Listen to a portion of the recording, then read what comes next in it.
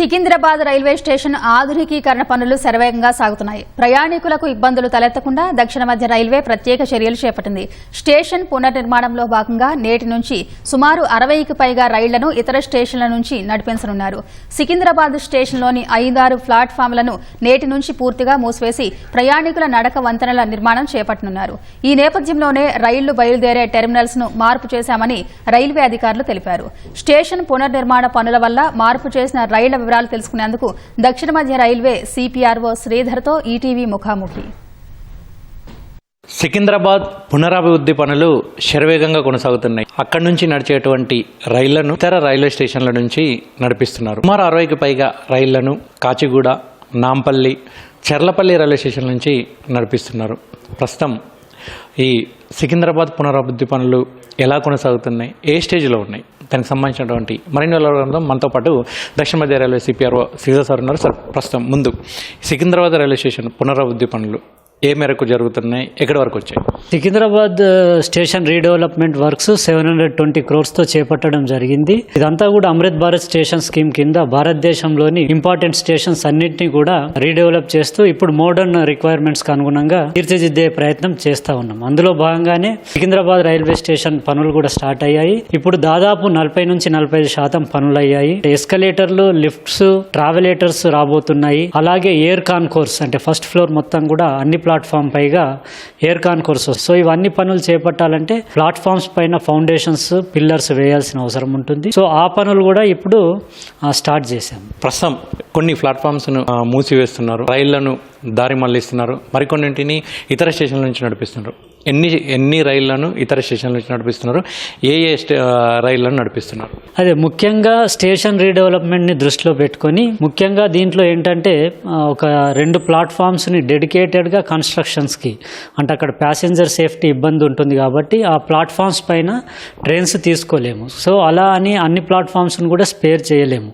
10 platforms ఉన్న Secunderabad railway స్టేషన్లో దశల వారీగా 2 ప్లాట్ఫామ్లు ఒకసారి స్పేర్ చేసి అక్కడ పనులు పూర్తవగానే మరి ఒక 2 ప్లాట్ఫామ్స్ని అలా ఫేజ్ వైజ్గా డెడికేటెడ్గా కన్స్ట్రక్షన్స్కి ఇవ్వబోతున్నాం. అందులో భాగంగానే ఇవాళ 5th and 6th platform Secunderabad railway స్టేషన్లో దీనికి రీడెవలప్మెంట్ పనులకు స్పేర్ చేయడం జరిగింది. అంటే ఈ 2 ప్లాట్ఫామ్లలో ఇంకా రాబోయే 13 రోజులు కూడా ట్రైన్స్ ఆపరేషన్స్ ఉండవు.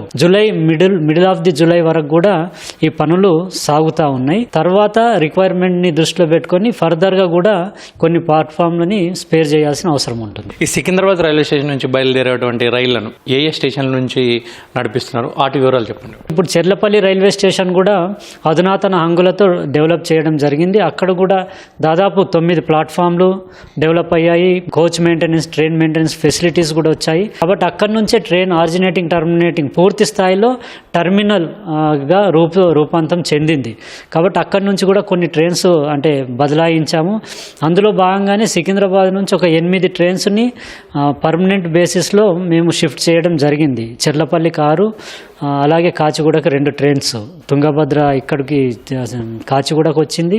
అలాగే షాలిమార్, గోరఖ్పూర్, చెన్నై ఎక్స్ప్రెస్ చెర్లపల్లికి పర్మనెంట్ బేసిస్లో షిఫ్ట్ చేశాము. అంతేకాకుండా ఇప్పుడున్న పనులను దృష్టిలో పెట్టుకొని టెంపరీగా దాదాపు ఒక 60 ట్రైన్స్ని వేరే స్టేషన్స్కు మళ్లించడం జరిగింది.